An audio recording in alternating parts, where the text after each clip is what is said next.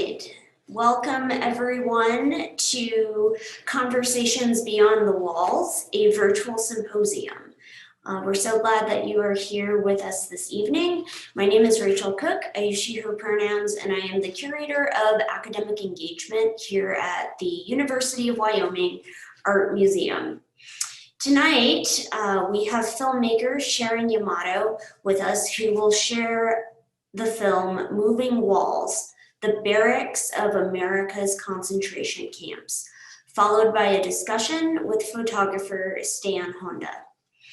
This project originated from the American Studies program and the UW Art Museum as a series of talks, presentations, and art activations held in conjunction with the exhibition Moving Walls, Mountain Barracks in the Big Horn Basin, from the Heart Mountain Wyoming Foundation, now on view at the museum. If you're here locally, we invite you to come to our galleries and check it out.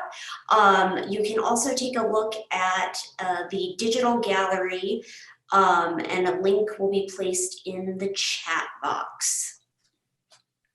The goals of this series are to honor the history of Japanese American peoples incarcerated by the US government in Wyoming and beyond during World War II, and to integrate arts with complex cultural issues.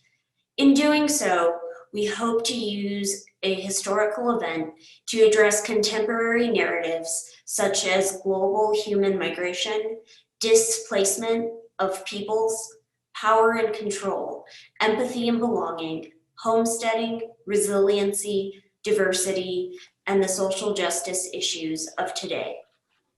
We collectively acknowledge that the University of Wyoming occupies the ancestral and traditional lands of the Cheyenne, Arapaho, Crow, and Shoshone indigenous peoples, along with other native tribes that call the Great Basin and Rocky Mountain region home. We recognize, support, and advocate for Indigenous individuals and communities who live here now, and with those forcibly removed from their homelands. Tonight, we encourage safe and respectful language to be used in discussion, self-reflection, and presence during discussions, and hope that these dialogues continue long after tonight concludes. All of our events from this series will be recorded and posted to YouTube in the near future. However, tonight's a little different. You will see the beginning of this recording and you will see the discussion piece at the end. However, the actual film screening of Moving Walls will not be part of the video posted to YouTube. If you would like to share the Moving Walls film with someone else, Sharon will tell you a little bit more about how you can purchase your own copy of the film. If you'd like to attend future events, my colleague Andrea Graham will be placing a registration link into the chat box. This speaker series is ongoing and will happen each Thursday throughout the rest of the month of October. For additional information and registration, please visit the link in the chat box.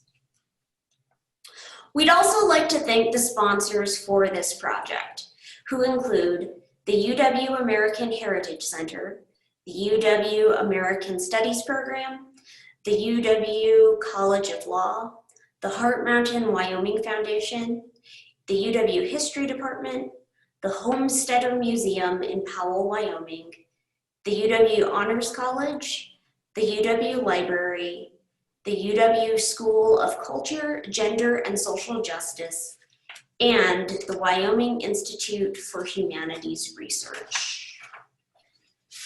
If you're curious about any of the sponsors, you can check out their websites, links in the chat box.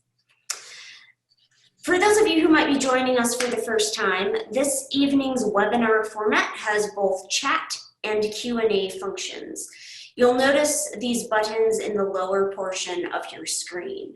Please feel free to chat throughout the evening using the chat box function.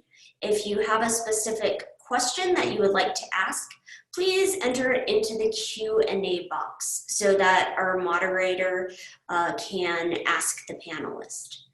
Note that there are two views you can switch between. Gallery view allows all panelists to be viewed at once, whereas speaker view will only show the current speaker. You can toggle between based on your own preferences. If you need closed captioning this evening, you can follow the link posted in the chat box.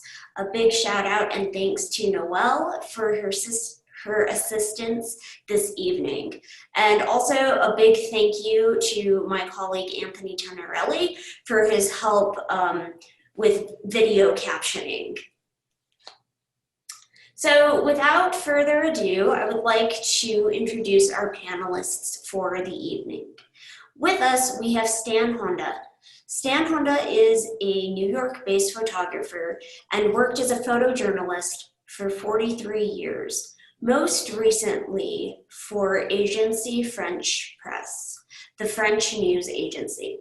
His photographs from the September 11, 2001 attack on the World Trade Center were widely published, and 3 images are on display in the 9/11 Memorial Museum. Photographing the Space Shuttle program for 5 years was a highlight of his time at AFP, since he has been following the space program since childhood. Currently doing independent work, Stan's personal projects include documenting the US concentration camps where Japanese Americans were incarcerated during World War II. Moving Walls, the Barracks of America's Concentration Camps, was recently published with author Sharon Yamato about Heart Mountain, Wyoming camp. A continuing project involves night sky landscapes, combining his longtime interest in astronomy and photography. He has worked as a National Park Service artist in residence at 6 national parks. Stan has had 4 solo gallery shows of his work and been part of 4 group exhibitions. We also have with us Sharon Yamato. Sharon Yamato is a writer and filmmaker who wrote, produced, and directed Out of Infamy, Michi Nishira Weglan, A Flicker in Eternity, based on the diary and letters of World War II veteran Stanley Hayami. Moving Walls, a story about what happened to the barracks at the Heart Mountain concentration camp. She is the author of the accompanying book, Moving Walls, Preserving the Barracks of America's Concentration Camps, and co-author of Jive Bomber, A Sentimental Journey, a memoir of Bruce T. Kaji, the founding president of the Japanese American National Museum, where she also served as a consultant. She is currently writing and directing a documentary on civil rights activists and attorney Wayne Collins, who helped restore US citizenship to more than 5,000 Japanese Americans during World War II. She has written articles for the Los Angeles Times and is currently a columnist for the Rafu Shimpo, a Japanese American daily newspaper in Los Angeles. She graduated from UCLA with a bachelor's and master's degree in English. So this evening, please join me in welcoming Stan Honda and Sharon Yamato. So I'm going to turn this over to you, Sharon, and I will start your presentation. Okay, thank you so much, Rachel, and thank you to Andrea Graham as well for making this happen and putting all your work into it. It's a little more complicated than I thought, doing a Zoom presentation with slides and a film. But anyway, my introduction is very short. I wanted to give a little bit of background about how this project started. I it actually dates back to 1994. In this picture of all the volunteers who originally were in this project is very, very old. and you can see that we are all a lot younger. Wait, let me see if you can see me. Oh, I'm very tiny in the back. Anyway, what happened is I answered a call for volunteers to go to the site of the former concentration camp in Wyoming. And our goal was to dismantle 2 barrack segments that had survived deterioration and actually transport them to the Japanese American National Museum in Los Angeles. I joined a group of these 24 men and 8 women, mostly from the West Coast, all who volunteered to go all the way to Wyoming, in that area halfway between Powell and Cody, because we felt that this was an important remnant or artifact from the concentration camp. So it was to become the centerpiece of the museum's permanent exhibition in Los Angeles. So you caught a snap of this handsome gentleman. This project to preserve these barracks was a result of a 10-year effort by a former Heart Mountain detainee, who many of you might know. His name is Bacon Sakatani. The next slide is a picture of Bacon's family taken while they were actually incarcerated at Heart Mountain. You might recognize him as the one on the lower right. I use this photo because it's the photo that was on the original book that we published back in 1994. So getting to the project, everyone who volunteered had incredible determination. Most of them, I forgot to mention that, you can stay on the slide, but Chester and Mary Blackburn were the ones who helped Bacon locate those barrack segments that we took back to LA. They were actually owned by Rod Morrison and homesteader Takogawa in the Cody Powell area. So back to this project, taking those barracks apart was not easy. These guys, as you can see, most of them in their 60s and 70s, kind of the age I am now. So I can only imagine how hard it was back then. They were climbing on roofs and they tore apart siding piece by piece. In fact, they were so tired at the end of the day, they said they couldn't move.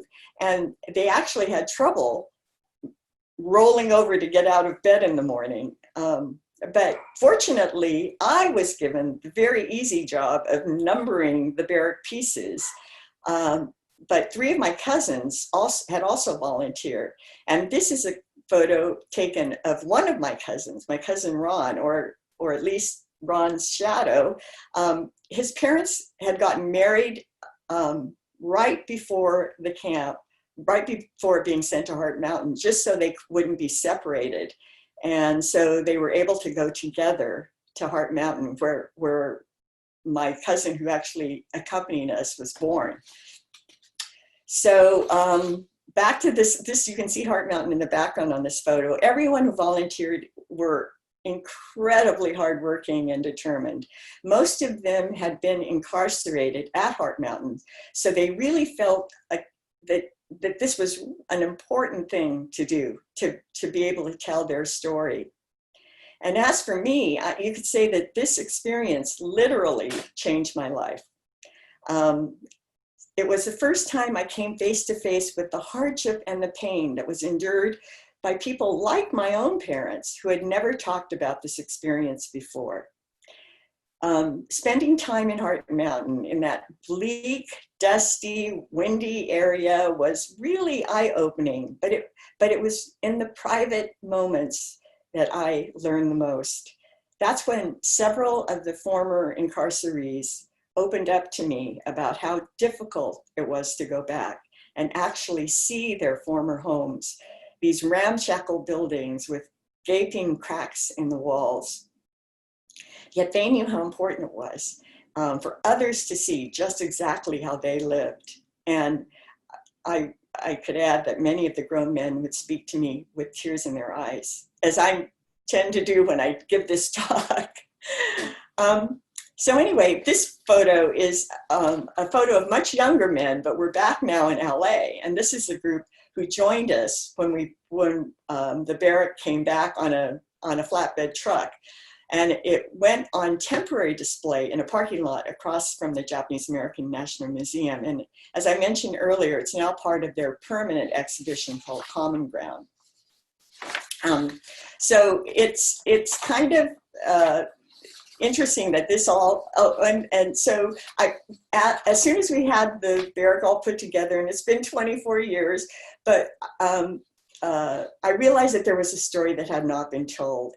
And before I talk about this barrack, I wanted to mention that the photos that you're seeing, that all of these photos were taken by Stan Honda, who I met at Heart Mountain. Stan was a photojournalist who had come all the way from his home in New York City to personally chronicle the event. And coincidentally, both our families were incarcerated at another of the 10 detention centers, this one in Poston, Arizona.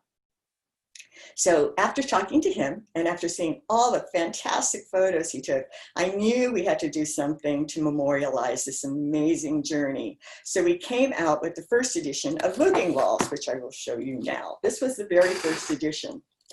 And you can see Bacon's family picture on there. So cut to 2014. 25 years later, I realized that there was a story that had not been told.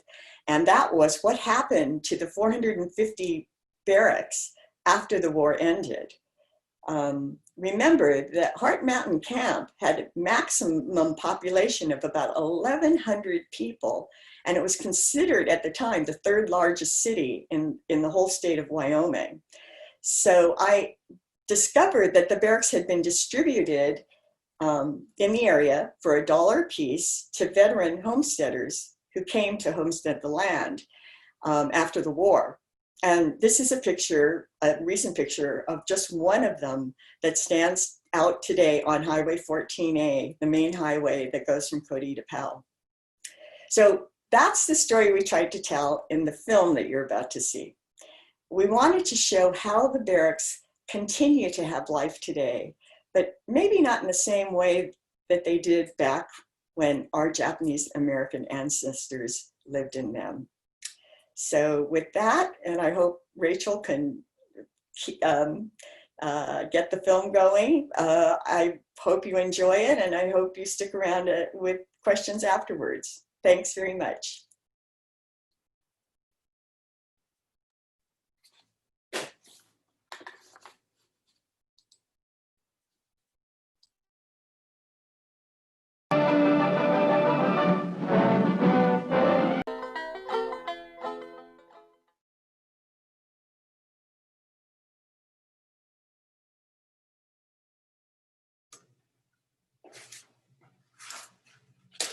Great.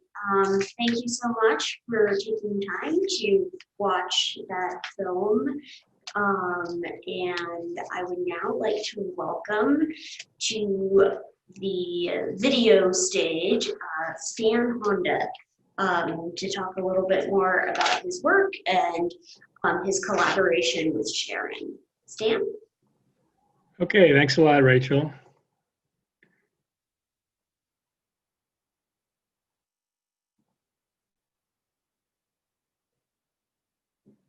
All right, I hope this looks okay on the screen there, Rachel. Yes.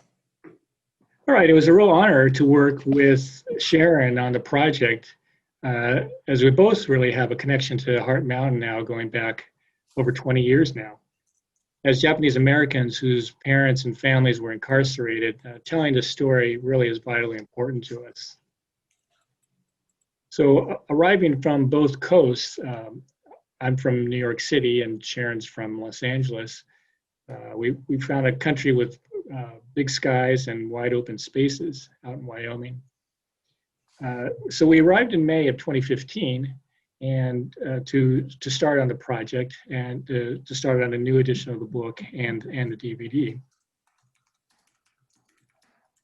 We found out for Park County and the surrounding area, Heart Mountain is a the big landmark, and it's an iconic symbol that's seen on signs on businesses all over the region.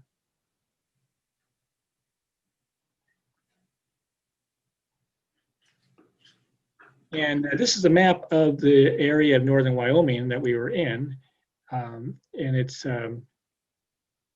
the Heart Mountain Interpretive Center, which is a really great museum, sits on the site of the camp. That was originally called the Heart Mountain Relocation Center. So it's between the towns of Cody and Wyoming and Powell in northern Wyoming. Nearby is Yellowstone National Park, and to the east is Big Horn National Forest.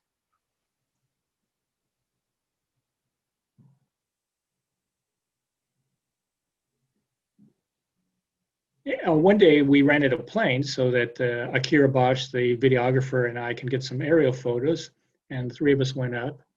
And what happened was that we had got this overall view of the area. Heart Mountain is the mountain along the horizon in the background, and the area that's in most of the picture here. This is Route 14A. That still goes along the original route. The Heart Mountain Interpretive Center is right in the center of some farmland, just off the highway. And most of this area that you see here along the road and up along this ridge is the location of the camp where the barracks were located. Stan, I'm going to pause for just a moment. I don't think the slides are advancing. Oh, While sorry. you're speaking. You might try going to presentation, or like from the beginning. Okay, let me see. I'll go back to.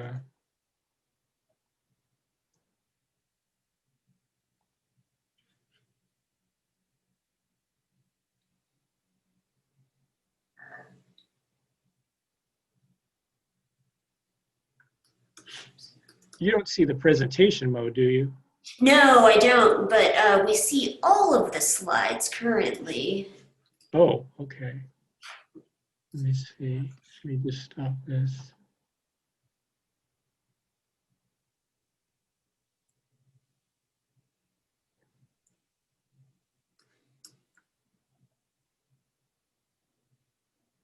All right, just wondering if that's if that improved it. No, you might try the present from the beginning.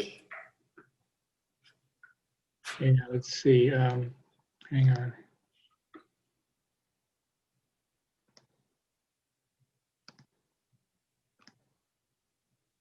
There we go. Now we can see it. All right, good. And then let's Thank see. you.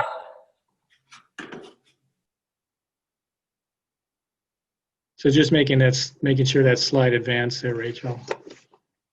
Yes, looks great. It's advancing. Okay, good. So this is the mountain called Heart Mountain that Sharon and I saw with the big skies and wide open spaces when we arrived there. We saw lots of these business signs in both Powell and Cody in the towns around the area that had the symbol of Heart Mountain and often the name incorporated into the name of the business. This is the map that I was referring to. The Interpretive Center and the site of the camp itself is located between Cody and Powell on Route 14A in the northern part of Wyoming. Cody's about an hour and a half from Yellowstone National Park. This aerial view shows both the Interpretive Center, where the Interpretive Center is now, and the location of the camp. The buildings right here are the Interpretive Center. Route 14A goes along I think the route that it historically had. And the farmland here and up on this ridge here is where the original camp was situated. We were pointed to an almost full and unaltered barrack north of the town of Cody. And from a road alongside the property was a perfect view of Heart Mountain behind the barrack. And seeing the size of this building, which was a full unaltered barrack, gave you an idea of the cramped quarters that existed for the incarcerees, since a building like this was divided up into 6 units for different families. It also gave us the scale of the camps when you envision over 450 of these structures at the Heart Mountain camp.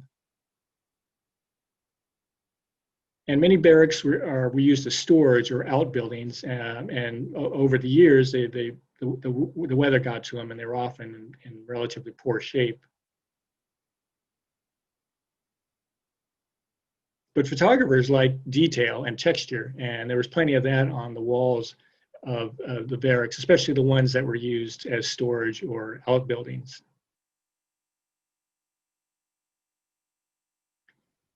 We met a woman named Tiny Collar, and she's standing in front of her house here. You could sort of see the outline of the barrack shape on the front room right behind her, and the side room on the left-hand side of the picture. Her husband and her had taken probably 2 sections of the barracks that they acquired and put them in a rough L shape, as you can see here, and then built on more to the structure behind the building. And we met and interviewed former homesteaders and their families. We were invited to their homes and were shown this structures that were former barracks. Here a man named Forrest Allen walks to his storage shed, which is a former barrack. He had covered it with aluminum siding, but more or less left the actual structure unaltered. Especially the interior, as you can see here, he's standing inside the storage area. And the roof is an open ceiling there, and probably similar to what greeted the incarcerees when they were initially arrived at the camp and were seeing their living quarters. We happened to arrive at Evelyn George's house on the day she was making 6 loaves of bread. She would make all this bread at the beginning of the month and freeze them, and then she would have her freshly baked bread for the rest of the month. And so we got a taste of this really pretty amazing bread. And her, like the other homesteaders, they would describe parts of their house that were part of the original barrack. She said the kitchen, the room in the background, and then the living room, which is behind me, were all part of the original barrack, and her husband and her added on to the structure and created the rest of their home. She was really interested in birds and had this really interesting stained glass depiction of birds hanging in her window. And Laverne Solberg here sits in the living room of his home, and so the living room that we're standing in and the kitchen behind him was part of the original barrack. Takogawa, who we met there, was the only Japanese-American homesteader. He came on one of the later waves of the lottery that they had. And he's standing near the remains of the barrack that he purchased, which was slowly, as you can see, slowly disintegrating. One of the interesting things that we found in the areas is that there are often remnants of the original construction. One of the younger owners of the land gave Sharon a handful of nails that they found on their property, and the square nails were very common to construction in the 1940s, and they were found at the site of one of the barracks. We did more research at the pilgrimage that Heart Mountain holds every year, where a lot of survivors and their families and friends come to the Heart Mountain Interpretive Center to mark the camp that they lived in. And Tak Hoshizaki was one person that we met. He resisted a drought while he was being held with his family at Heart Mountain, and he and 62 other young men were tried in federal court and were found guilty of draft evasion, and they all served time in a federal penitentiary. Tak and his the fellow men decided they didn't want to serve in the military while their country was holding their family and them prisoner in these camps. He did say that he would gladly serve in the military when his family was released from incarceration, and during the Korean War, he did volunteer for the Army. And he proudly wore this T-shirt, which plainly spells out Article 5 of the Bill of Rights: no person shall be deprived of life, liberty, or property without due process of law. And that was completely violated during the incarceration, where there was no due process of law. The Japanese Americans were rounded up without any hearing or courts.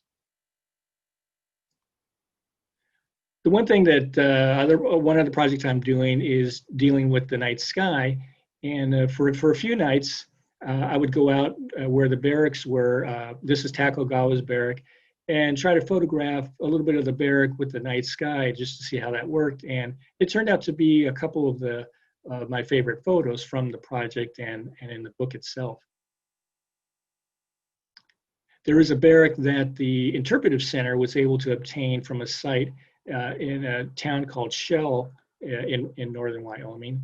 And so they managed to move it to the site of the Interpretive Center, so people who visit the center can get an idea of the size of a barrack and what it looked like, and they're able to walk through one of the rooms. And this made a great foreground for one of the night sky pictures that I took during our project.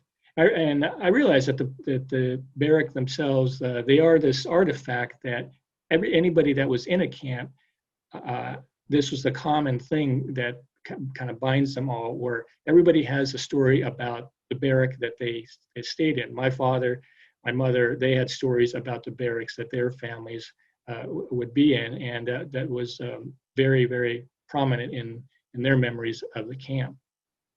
So these images, as well as other photos, appeared in the second edition of the book, and which also combines a little bit from the original book that Sharon and I collaborated on in 1995.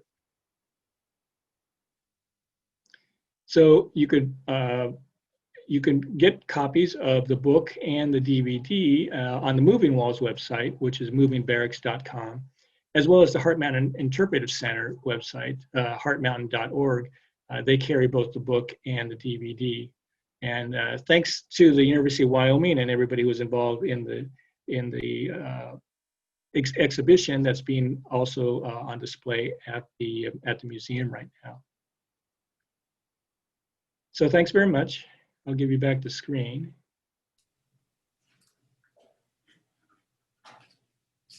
Thank you so much for sharing more about your photography and your artistic practice, as well as the collaboration with Sharon.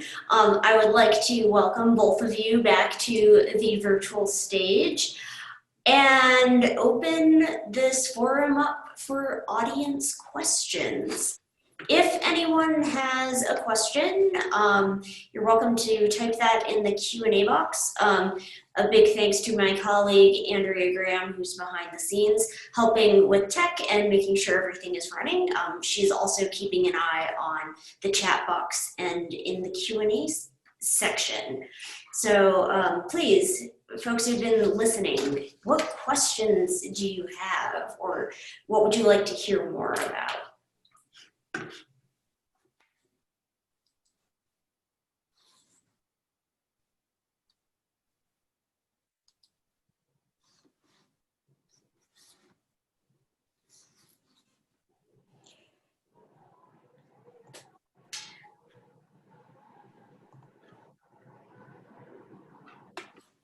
The awkward 15 minutes of silence. So while folks continue to think and reflect, is there anything that either of you would like to add after? Well, I would say that I guess we must have answered every question. I like to hear that. I hope that the film had some information that people didn't know about previously. And I'd just like to say that this collaboration with Stan was really amazing. And my whole experience of being in and around the state of Wyoming has been so memorable, really memorable, because I'm a big city person. I guess Los Angeles might be considered a big city, and I'd never really spent any time in a small town like Cody. It was a little unnerving at first when we first went back in 1994, because I think that the town had not since the war had seen a group of 25 people who were of all Japanese American descent, just come into their town. And we got a lot of stares. We got a lot of looks, and it was extremely uncomfortable, I might say. When I went back in 2014, it was quite a bit different. And I am so happy that I did that, because I tend to be a little opinionated about, small towns. And it opened my eyes to some really, really, really wonderful people there. And I'm grateful for that. I think there's still a lot of archaic points of view that I have a lot of disagreement with. But my whole goal in doing this film was to open up communication between the people who were the Japanese Americans who were incarcerated, and the local people who probably had never really come in contact with Japanese Americans before and since. So it was my sort of, after I spent some time there, I really thought maybe this is something that the dialogue needs to continue. And thanks to places like the Heart Mountain Interpretive Center, I'm hoping that dialogue continues, because I think all of us need to be educated about people who have different views than we do. And I think that was something that I came to understand. My husband would say that it made me a better person. So I hope that comes through in the film. It was very, very difficult in some ways because of the opinions that people had about why the camps were built. I think that it was kind of shocking to me, and also the continuing use of the term Jap, which I mean, I know that it's said with no harm, people don't mean it in a negative way, but as a Japanese American, it's extremely pejorative, extremely. So I'm hoping that maybe that comes across in the film. How about you, Stan? How was your experience in Heart Mountain? Are we looking at questions now? Oh, good. Oh yes, there are questions, but Stan, please go ahead and share if you would like. Yeah, I think the experience, I had been in Wyoming before, but never to work, I think, on the project like we were doing in 2015. So I think to me, it really, again, was interesting to, I think, meet up with people in the area. And initially in 1994, to see this preservation project that the museum in Los Angeles was doing was sort of this amazing event going on that, for me, as a photojournalist, I really felt like I had to document this, because it really, as part of American history, but also as part of my family's history, just that the people's memories of the barracks that they lived in were all pretty strong. And I felt that when we were working in 2015 and later in Wyoming, it was interesting, really, to meet the homesteaders and hear their stories and what was going on there, but also kind of get an overview from lots of different people that you saw in the film about what that part of Wyoming is like, what people are thinking, and just the attitudes toward during the war toward Japanese Americans, and also the attitudes nowadays. Thanks so much. Yes, the questions are populating. First off, we have Amy, who said that they lived in Heart Mountain from when they were 7 to 10 years old. So thank you, Amy, for being here this evening. I'd love to say hello to Amy. Thank you very much for joining us. You're a person that I truly admire, and I wish that you could be on this platform and talk about your experiences, because I know you're so good at it. So thank you for joining us. And the question that, well, let's see. We have someone who would like to say hello to both you, Sharon and Stan. Ruth says hello. Hi, Ruth. Ruth is the daughter of Chester and Mary Blackburn, who were, oh, I guess you could say they're really instrumental in making sure that the history of the Japanese Americans in that area was not, that she felt it was important to preserve that history. So thank you for joining, Ruth. Yes, thank you. The first question that came in from the Q&A box from Roy is, what are your recommendations for a culture attempting to grapple with and overcome this type of cultural trauma? Now this would be a question for Amy, Amy Mass, but I'll give it a stab. The one interesting thing about the Japanese American culture, and I'm sure you've heard this, is that they're very stoic. You know, there was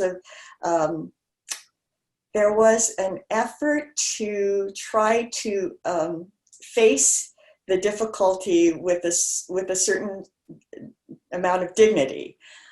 So I think that that's the way the Japanese Americans grappled with it. I hope that, you know, that we could learn from it. I hope that other people who look at this can maybe learn from our experience. In my particular case, my parents never talked about it, but, and Stan's family was different, but I would say that they did try to they didn't talk about it so that we didn't have to deal with it. They felt that it was a way of overcoming the experience by not dealing with it. And unfortunately, it didn't always work that way, because there are a lot of people of my age who are Sansei, the next generation, the people who were, well, I was born after camp, but I think we suffer from a residual cultural trauma from that experience. So I don't know, Stan, do you have anything to add?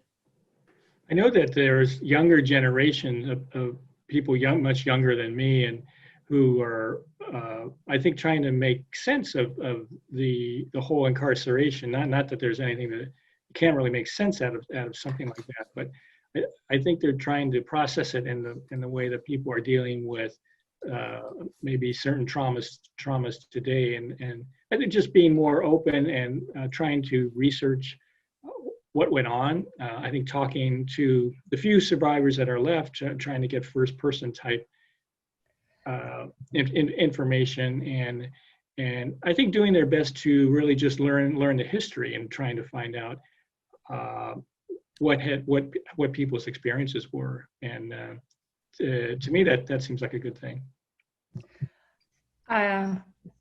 This is Amy, and I'm not very familiar with how to use Zoom, so I'm not able to respond right away. But I just wanted to thank Sharon so much for making this film.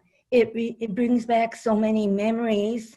It also helps me to connect with what happened afterwards and what it did for other Americans who lived in Wyoming. In response to the question you asked, Sharon, or raised about those of us who were in camps not talking about it, I think mainly it was too painful. And we talked, we said we were protecting our children, but I think we were protecting ourselves, because when I would come across people who would talk about it, they would cry. They wouldn't just explain it or describe it. when they talked about it in terms of how they really felt, the people would cry.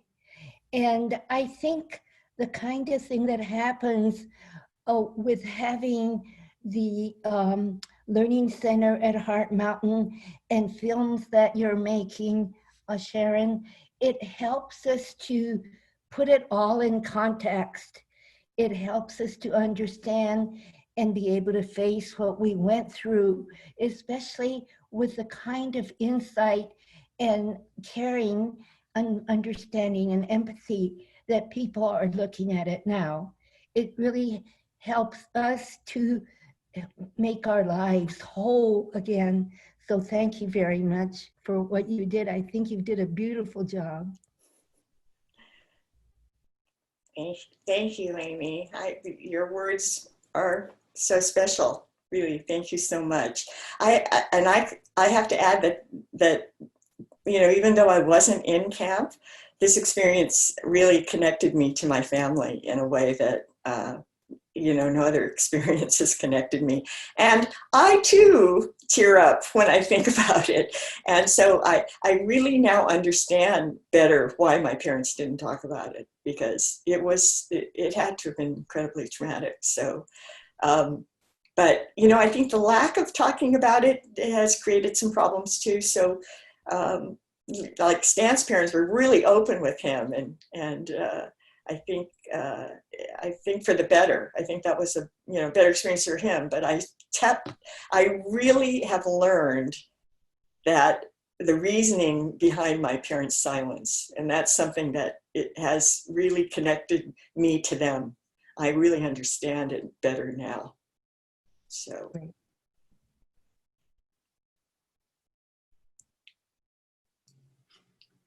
So shall we go to another question? I don't see, I miss Rachel, or are you on? But anyway. I am still on.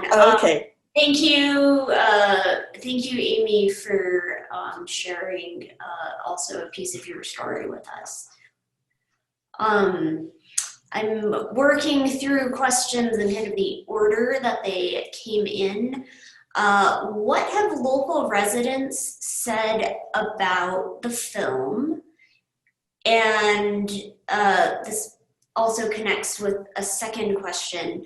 How do the former detainees feel about how the barracks have been modified, especially ones that have been completely transformed into comfortable homes that are very different than they were originally when they were lived in? Well, I'll start with the easier part first. I think that what the former okay, so the reaction I get from people I know, Japanese American people I know, is that they had no idea that these barracks were around. It's like, I think once they left camp, they figured, they all disappeared and hadn't thought about it much, so they don't even, I think the fact that they're there is of importance to them. It sort of means that story hasn't died. As far as seeing them in new forms, I can give you what my opinion was, and it was just amazing. It was amazing, and I loved being able to see the old parts of the building and how it had been transformed into the new parts. So it was really kind of an important transition, I think, and I admire the people who were able to do that. I don't, we haven't really asked that question to too many people, so I really don't know as a rule what their reaction is. But as far as the local people go, what I can say is that whenever we've screened this film in Wyoming, we've had a really, really wonderful response. We've had many people come.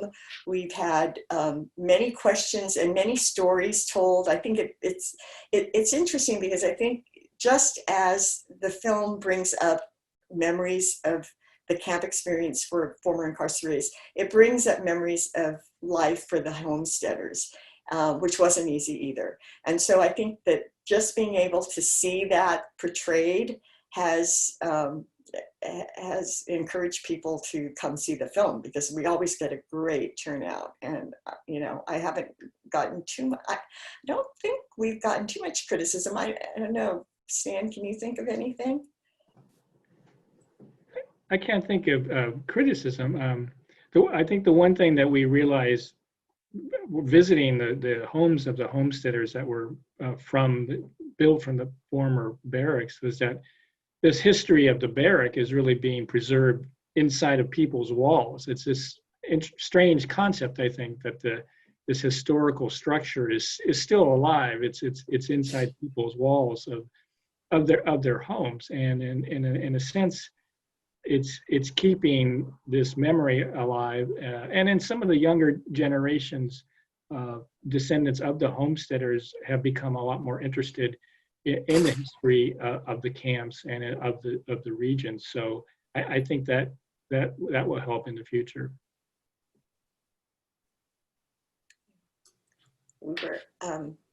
We were lucky to find people who really respected the buildings. Oh, and the other funny story about Wyoming Nights, once they knew that we were doing research on the barracks, everybody would like come forward and say, oh, I know where there's a barrack, you know, because they're everywhere, right? So especially around the town of Cody and Powell. So they would all come forward with, you know, stories about, oh yes, so-and-so down the street lives in a barrack, or I lived in a barrack. It's amazing that people kind of have they've kind of gained a certain amount of pride in the fact that, you know, yes, my home used to be a barrack. So that I found was really interesting. I think a lot of it is almost folklore, you know, it's not really true, but I think that the importance of those buildings has come to light of late, you know, so people are really proud of it. I think that's kind of interesting. Yes, is, sorry, having mute issues. The next question is actually a comment from Sam Mihara. Not a question, but an answer to a question. Why not Japanese Americans from Hawaii and other parts of the US? And his answer is that DeWitt and assistant Carl Bendetson, thank you, were racist, and other generals did not exercise authority under Executive Order 9066. Another reason for that is that in Hawaii, the Japanese American population made up as many as 35% of the population in 1942, and sometimes, and maybe even a little bit more than that. And so economically, it would have destroyed Hawaii if the Japanese and Japanese Americans were incarcerated and locked up. The economy would have ceased to function. And so I think that the local authorities realized that essentially they just needed to control the travel of people. I mean, very few people could afford to leave the island anyways, and so it would have been easy to stop exiting by plane or boat from Hawaii during the wartime period. I spent some time speaking to a high school in Hawaii when I was there on a different trip, and the teachers were saying that the Japanese American students they have a much different outlook on who they are as Japanese Americans in Hawaii, because the Japanese make up a pretty large proportion of the population there, whereas here in the United States, we're definitely an ethnic minority. I mean, there's Sharon and I happen to live in a town where the Asian population is relatively large, but other parts of the country, it's not. Even parts of the West Coast, it can be quite small depending on where you live. So their experience as Japanese Americans are much different than people like us who live on the mainland, and so that affects their view of the whole Japanese American experience during the war. Thank you for sharing more about that. I've been trying to ask family members, most of whom live in Hawaii, like, more about the internment camps and like what, like the concentration camps, and like did that affect like the climate, the climate living in Hawaii at that time? I haven't been able to get answers. They kind of shut it down pretty quickly. So I will keep trying. My next question that has come up is a question about the Japanese Americans arriving without food. So Margarita is wondering where people acquired food, or Wyoming weather clothing. So where did they get warm clothing? Were they allowed to cultivate land outside or near the barracks so that they could have some kind of harvest?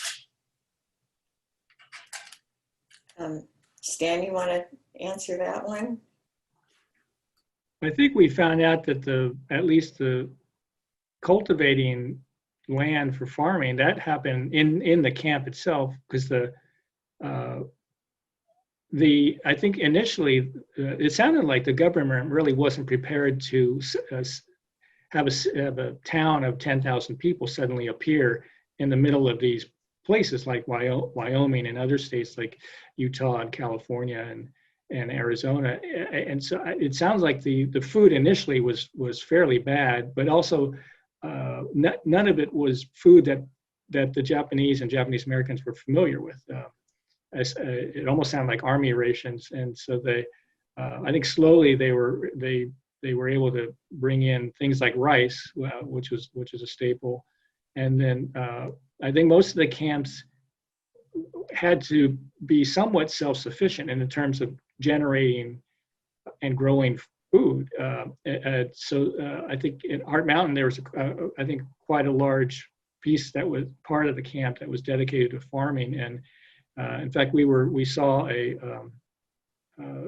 root cellar that was built, an enormous root cellar that you could drive trucks into, basically almost underground, that was used to store a lot of the vegetables throughout the winter months.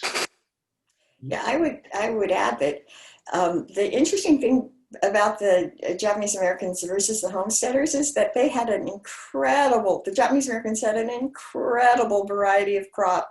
I mean, hundreds and hundreds of different types of food, things that they grew on the same land that the homesteaders were living on. And one of the homesteaders said it was really nice that they were in the air, and they acquired land that the Japanese had already farmed because the soil was a lot better than in some of the other plots that the homesteaders acquired.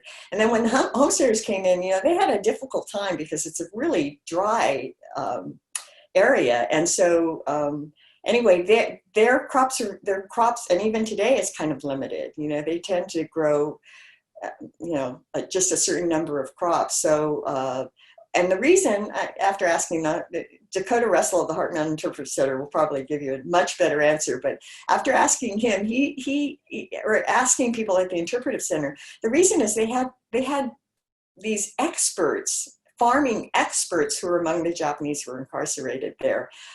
Two of them were like scientists that were trained in crop raising, and so they had the most sophisticated, I guess you could say, ways of growing different kinds of crops. They knew how to do it, and they were trained, and so they were able to teach the other incarcerees and farm the land, and hence store all that food in the root cellars. And I think eventually they were distributing some of their crops to some of the other camps. And that happened in certain areas. But because Heart Mountain is such an arid land, I mean, it's not easily, cultivated. The Japanese also were responsible for extending the irrigation ditch that provided water for the homesteaders as well. But that was one of the jobs they did as when they were there. They were given certain jobs to do, and for the Japanese, for the people of Wyoming, that was a real plus because they worked on the whole irrigation system. I had no idea. Wow.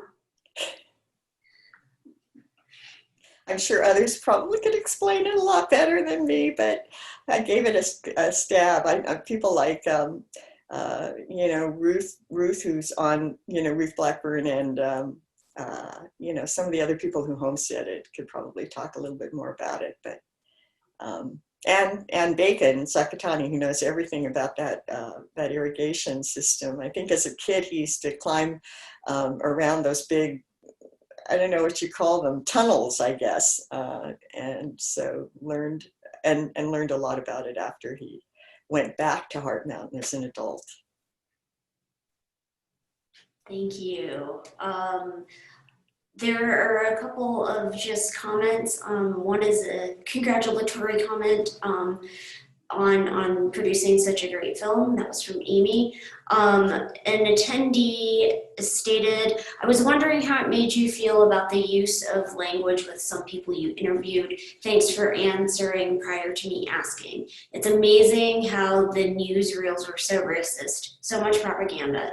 Sad. Thanks for giving light to the camp's history through the film and the photographs.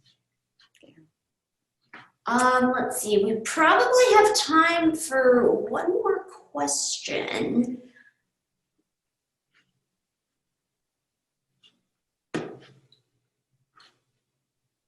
Let's see, so from Mary, can you talk a little bit more about the difference in attitudes toward Japanese Americans you noted when you first came to Cody in 1994 and more recently, and what do you attribute the change to? Gosh, that's a really tough question.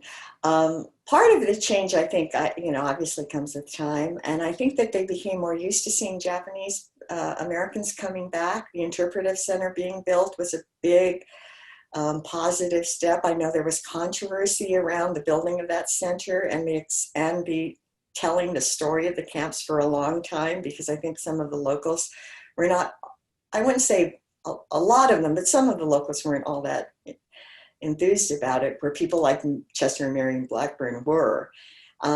So, there were a lot of things that happened in between the time we were there in 94 and the time we came more recently.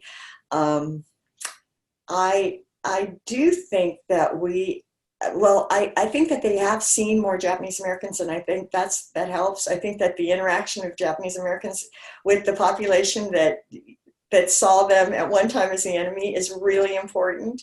And I really encourage anybody who goes to Cody or Powell to try to encourage that kind of communication. So anyway, but I can't say that it's perfect, because I know that we had a lot of problems too. We had some people who were against our use of the word concentration camp, and that's a really complicated subject, but it's really important not to use the euphemism of internment. And I feel very strongly about that, because even though concentration camp is identified with the Jewish death camps, the terminology is really important. And if you look up the definition in Webster's dictionary, it does define what Heart Mountain was, what the concentration camp was. It's always been called a relocation center, so that's what the local people feel that it should be called. But again, it's a euphemism, because they were not relocated; they were forced to go there. So I think that's an important. But there's still a lot of those kinds of ideas that are floating around the area, and unfortunately we can't hear we're given the platform here, we can't hear the other point of view, but I think that I think we just have to keep talking about it. Thank you for noting also about the language, because language is something that is so ingrained. When I first learned about the concentration camps, it was introduced to me as internment camp, and every once in a while, like this evening, that still shows up in my language. So thank you. Yeah, I was going to say internment refers to enemy aliens, and these were not enemy aliens. They were American citizens. 3/4 of them were American citizens. They were not enemy aliens. And that's what internment, there were internment camps that housed enemy aliens, which were, people from Japan, from Germany, from Italy, who were actually, non-citizens. So internment is improper in that sense. Thank you. Stan, do you have anything you want to add? No, thanks very much for hosting the screening and having Sharon and I on the program. I think it's a great month of program that the university's having. So thanks very much for doing that. Thank you. Any closing words from either of you? Yeah, I actually have an encouragement for you to visit our website, movingbarracks.com, one word, movingbarracks.com. The DVD and the second edition of the book are on there that you can purchase, but I would like to offer the original. I was able to locate a few boxes of the original book. They're collector's items, and if you make a purchase on the website and write a comment to me, I'd be happy to share this book for no charge. So if you would, just go to movingbarracks.com. There is a comment section. If you buy either the DVD or the regular book, I'll throw it in for free. If you only want a copy of the original book, I just ask that you pay postage. And so just put that in the comment section. And all you have to do is say you want it. I trust you that you will send me $5 for postage after receiving the book. But just leave your name and address in the comment section. And I do have books available. It's really a wonderful book. The original book really highlights the story of the Japanese Americans, and I think the original photos that we used were the reason that this project came together. So if any of you are interested in a copy, I'd be happy to provide it at no charge if you buy either of the other books. And before I go, I definitely want to acknowledge the Japanese American Confinement Sites Program of the National Park Service, who funded this project for us. Without them, the book and the DVD and the film would not have been made, and they're really an amazing source of funding for projects about the Japanese American incarceration, and that's something that we really need more education on. So thanks to them, Kara Miyagashima and her team were just wonderful to work with. And finally, I want to thank you again, Rachel. I know this wasn't easy. There was a lot of coordinating to do, and Andrea, thank you very much for making the whole program happen. It's an amazing series, and I really appreciate your making it happen. And Katie Christensen, who's not here, I wanted to put in a little thanks to her as well. So thank you guys. This has been really fun. Thank you both so much for joining us, and thank you to the folks in the audience. There were a few questions we didn't get to exactly, but I hope that some of the answers came out in different ways throughout the conversation regarding how the concentration camps have been ignored or denied throughout history, remembering the past and commemorating that. And one last thing, any students out there, I have a QR code that I'm supposed to share with you. So I'm going to screen share the QR code and have it up for a couple of seconds.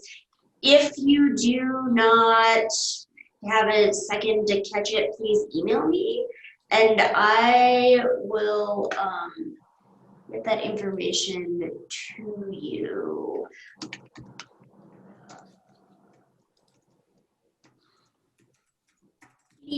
Okay, there's my email, and I'm gonna go ahead and screen share. Okay, yep. So I'm gonna leave that up for a second.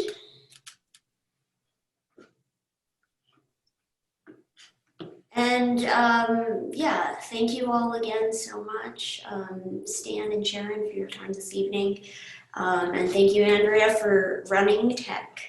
So with that, I think we will sign off, and I hope that everybody has a great night. Thanks a lot. Thank Thanks, you. Rachel. Bye.